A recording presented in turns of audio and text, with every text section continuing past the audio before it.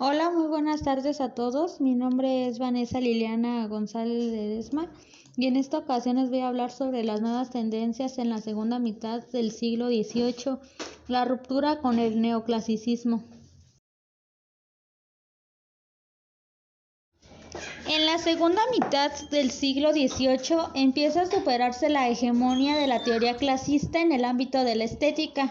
Cada vez más va perdiendo valor el método deductivo, consistente en partir de unos principios a priori, y va imponiéndose un método puramente descriptivo, centrado en los puros hechos, en los fenómenos y en la observación directa de la realidad.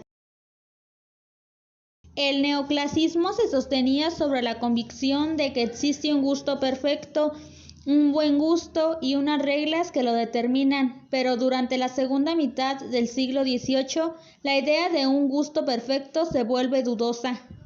El hombre neoclásico poseía un concepto armónico de la realidad. Para los románticos la existencia es conflictiva y dinámica y está en constante evolución. Mientras los neoclásicos abogaban por un arte racional sometido a reglas clásicas, los románticos en cambio entendían el arte como intuición, pasión y expresión de sentimientos. El ensayo Los placeres de la imaginación apareció publicado en el periódico El Espectador en 1712, en varias entregas que tenían, cada una de ellas formaban parte de este artículo. Joseph Addison era un célebre escritor y político. En materia artística, su pensamiento, aunque enraizado en el sustrato clásico del que brotó la Ilustración, rebasó los límites de la normativa estética de su tiempo, asentando las bases del romanticismo. Colaboró en el periódico The Tatler, editado por Richard Steele, quien tras la aventura de este periódico dedicado casi exclusivamente a las noticias cotidianas, decidió emprender una nueva aventura con El Espectador, un nuevo periódico donde los temas artísticos y la crítica literaria recibían una generosa acogida.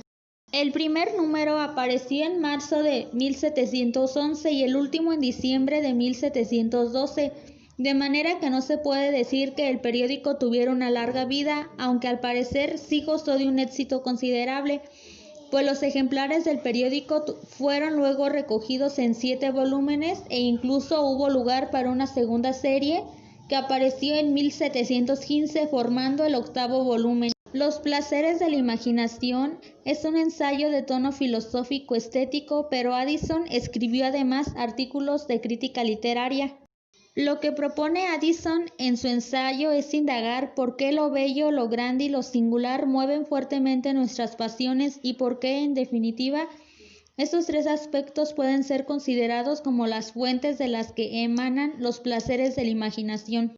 Placeres primarios y placeres secundarios. Addison empieza su ensayo asegurando que la vista es más perfecta y deliciosa de todos nuestros sentidos, por proveer ideas a la imaginación. Cuando habla de los placeres de la imaginación, se refiere a solo aquellos placeres que nacen de la vista y señala 2 clases: los placeres primarios, que provienen eternamente de los objetos cuando los tenemos presentes, y los secundarios, que dimanan de las ideas de los objetos visibles, recordadas y formadas en visiones agradables de cosas ausentes o quiméricas. La sublimidad. Addison cree que cuando se observan a estas cosas tan grandes, cosas que parecen no tener término, sobreviene un asombro agradable y se siente anteriormente una deliciosa inquietud y espanto.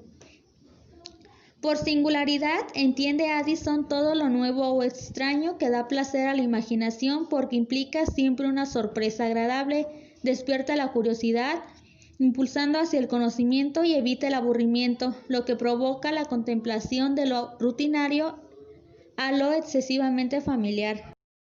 La asociación de ideas. En la estética inglesa del siglo XVIII influyó la teoría de la asociación de ideas, según la cual todo aquello que experimentamos a través de los sentidos nos afecta de una doble manera, de tal forma que asociamos a cada uno de los objetos otros de naturaleza similar a los percibidos por un lado y por otro. También les incorporamos historias, leyendas o cualquier otra asociación mental que nos sugieran. El poder de la imaginación. Al defender la imaginación como la esencia de lo poético, Addison se aparta de la doctrina del neoclasicismo. Habrá que esperar al romanticismo para que realmente la imaginación adquiera un carácter cognoscitivo de tipo visionario y se defienda la idea de que la verdad no es necesariamente la que presenta la ciencia o la filosofía. Durante el romanticismo se añadirá una dimensión importante a lo sublime, la profundidad. La compatibilidad entre terror, compasión y placer. Afirma Addison que el placer que emana de lo sublime o del terror y la compasión no surge tanto de la descripción o representación de algo terrible. Por otra parte, Addison hace comentarios sobre la literatura de carácter fantástico, una literatura donde el poeta enteramente pierde la vista a la naturaleza que entretiene la imaginación del lector con caracteres y acciones de personas que no tienen otra existencia que la que él les concede.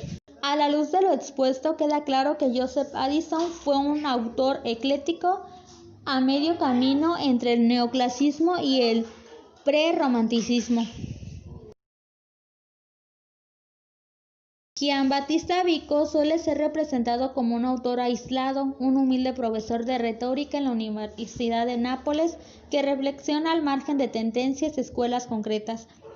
El estilo de Vico es barroco, indisciplinado y oscuro, que al escribir así en pleno siglo XVIII era estar condenado al fracaso, pues durante esta época se tenía el convencimiento de que no decir las cosas con claridad es no decirlas de ningún modo. En su obra están planteadas ya las ideas del progreso, relativismo, pluralidad, etc., aunque hay que reconocer que durante el siglo XIX estas ideas fueron mejor formuladas por otros autores y de ahí que sean estos y no Vico los recordados normalmente por los estudiosos. La ruptura con el clasicismo, logro principal. Su pensamiento es el freno que es capaz de poner al racionalismo cartesiano, que era, sin duda, la concepción filosófica dominante en su época. Vico postula que cuando el hombre percibe el mundo, percibe la forma de su propia mente superpuesta a la información dada, de modo que lo que percibimos como verdadero es solo lo que hemos podido descifrar de la cantidad masiva de información que la realidad contiene. Las tres épocas de la historia de la humanidad. La obra más interesante de Vico es sin duda La Ciencia Nueva, que fue publicada por primera vez en 1725, reescrita en 730 y revisada de nuevo en 1744.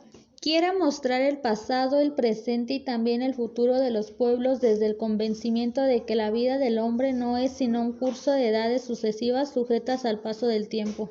La formación humanista. Vico defiende la formación humanista desde el convencimiento de que por mucho prestigio que tuvieran las ciencias exactas, siempre servirán mejor las humanidades para conocer la naturaleza del hombre.